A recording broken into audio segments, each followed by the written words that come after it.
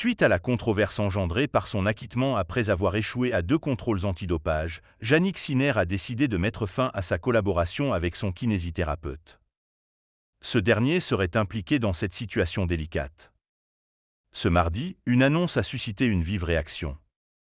Jannik Sinner, le joueur classé premier au monde selon l'ATP, a été testé positif à 2 occasions, mais il a été surpris d'apprendre qu'il avait été acquitté, comme l'a indiqué l'Agence internationale pour l'intégrité du tennis, ITIA. Ces événements se sont produits lors du Master 1000 d'Indian Wells en mars, où l'Italien avait été éliminé en demi-finale par Carlos Alcaraz. Dans sa justification, le champion de l'Open d'Australie a déclaré avoir été exposé de manière involontaire à une substance prohibée par l'intermédiaire de son masseur. En lui offrant des séances de massage régulières, ce dernier aurait, selon ses dires, transmis par la peau le clostébol, une substance interdite.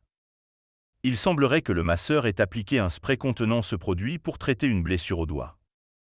L'entraîneur de conditionnement physique de Sinner quitte également l'équipe. Suite à un appel, des experts scientifiques ont été sollicités et leur évaluation a été déterminante, car ils ont validé la faisabilité de cette hypothèse. Cependant, en raison de la controverse engendrée par cette situation, Jannik Sinner a pris une décision radicale 3 jours avant le coup d'envoi de l'US Open. Selon le Corriere dello Sport, le joueur de tennis a décidé de se séparer de Giacomo Naldi et Umberto Ferrara au sein de son équipe. Giacomo Naldi est le kinésithérapeute impliqué dans cette affaire, tandis qu'Umberto Ferrara, son préparateur physique, est accusé d'avoir conseillé l'utilisation d'un spray qui a conduit aux résultats positifs des tests antidopage.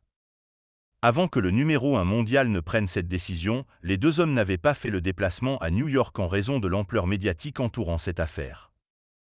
Les récompenses attribuées aux demi-finalistes ainsi que les points ATP obtenus lors du tournoi d'Indian Wells ont été annulés pour le numéro 1 mondial, qui, malgré cela, conserve sa position de leader. Récemment victorieux au Master 1000 de Cincinnati contre l'Américain Frances Tiafoe, Jannik Sinner a remporté son 5e titre de la saison.